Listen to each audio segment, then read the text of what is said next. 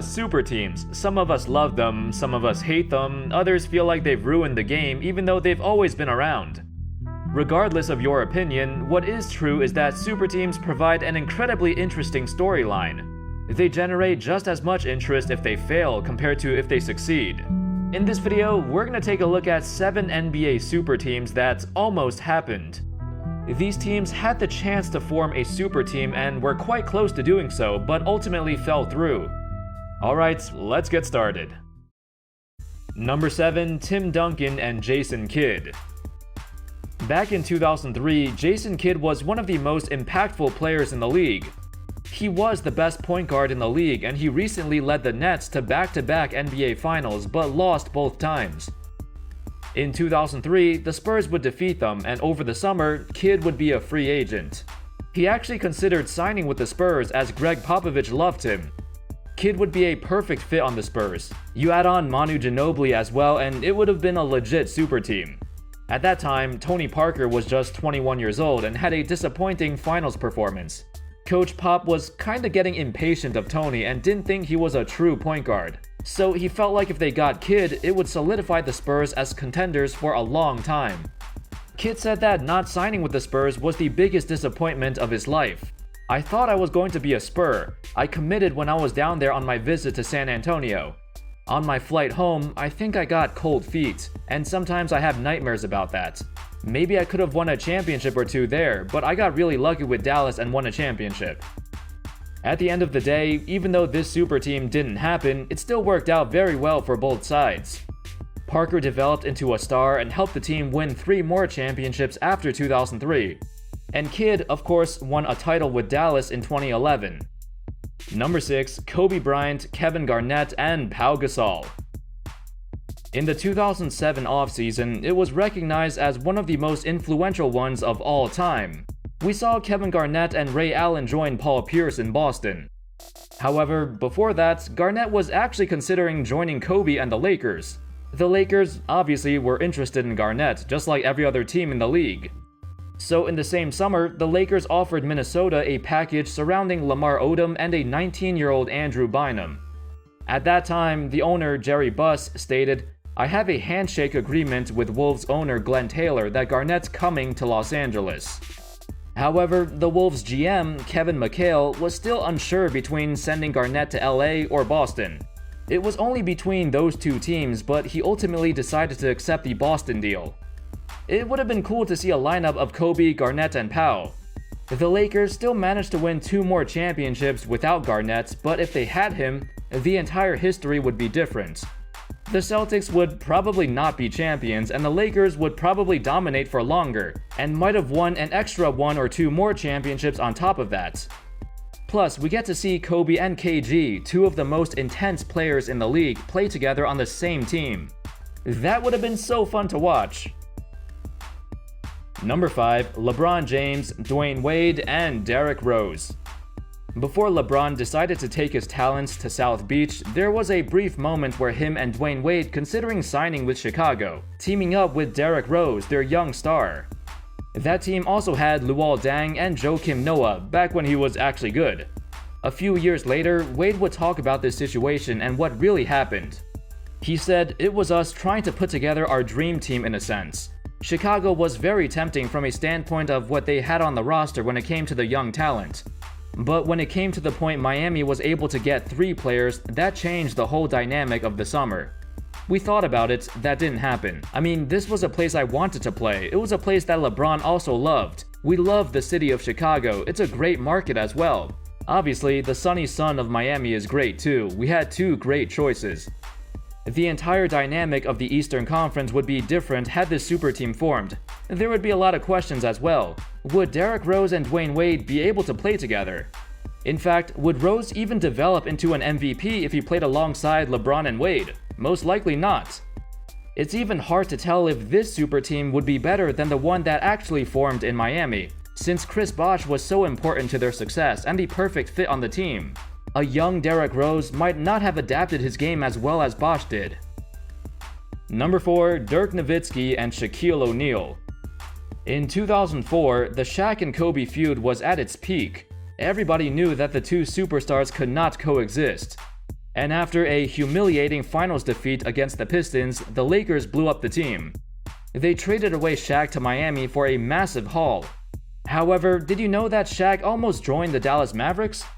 In Shaq's personal biography, he stated that, "I always respected Dirk Nowitzki's game. In 2004, it came down to two teams, Miami and Dallas.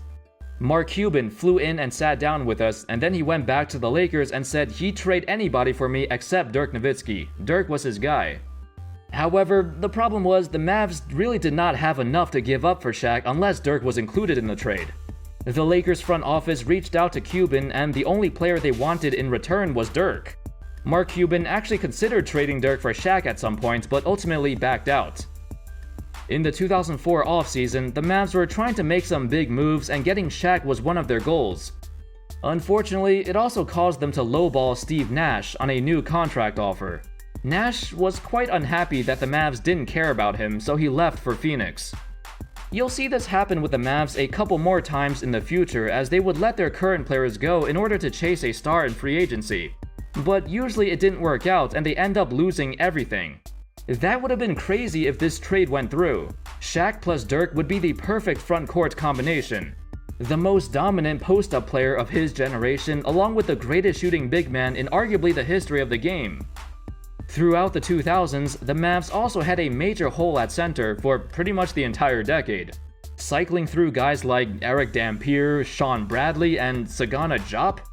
Getting Shaq would have obviously been amazing for them. Number 3. Kobe Bryant, Chris Paul, and Dwight Howard. Probably the most notorious cancelled trade in NBA history. Back in 2011, the Lakers were looking to retool their team. Their first choice was to get Chris Paul, and they did agree to a 3-team trade that would send Paul to the Lakers. However, as we all know, David Stern vetoed the trade for, quote, basketball reasons. At the time, the New Orleans Hornets were owned by the league itself, so technically Stern had the right to veto that trade. Still, it was a very awkward situation, and eventually Paul would be sent to the LA Clippers in a different deal. But around this time, the Lakers were also looking to get Dwight Howard, which they eventually would a year later. But this would be in 2011. This was before Dwight's back injuries crippled him. He was still the reigning Defensive Player of the Year and just came off the best season of his career. However, none of this went into fruition. The plans to get Dwight Howard in 2011 blew up once the CP3 trade got vetoed. By the time they did get Dwight, it was after he got back surgery and his decline started after that. So, hypothetically, even if both trades went through in 2011, they might have had like one season where they'd be super good, but not for much longer. However, the Kobe and CP3 duo would still be very prominent, and they could have been contending well into the mid-2010s. Number 2. Tim Duncan, Tracy McGrady, and Grant Hill. Remember the T-Mac and Grant Hill duo on the Orlando Magic?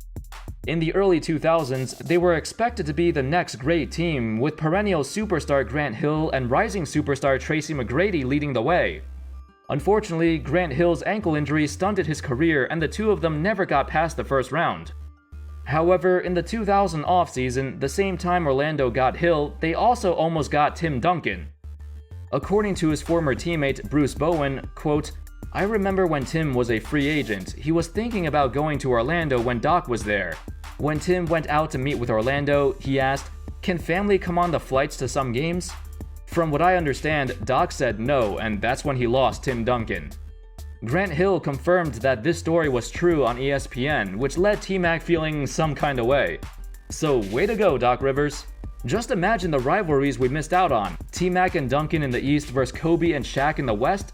Who wouldn't want to see that? Number 1. Michael Jordan, Hakeem Olajuwon, and Clyde Drexler. No surprise here, the greatest super team that never was.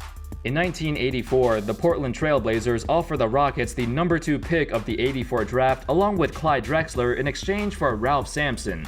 The Rockets already had the number 1 pick, which they used to draft Hakeem. So if they accepted this deal, they could have used the number 2 pick to draft Michael Jordan, giving them a big 3 of Hakeem, MJ, and Clyde Drexler. 3 eventual Hall of Famers throughout their entire careers. Unfortunately for them, they rejected the Blazers' offer, as Ralph Sampson looked very good in his first couple years, and pairing him with Olajuwon would give the Rockets a prominent twin tower duo in the front court. Or at least that's what they thought.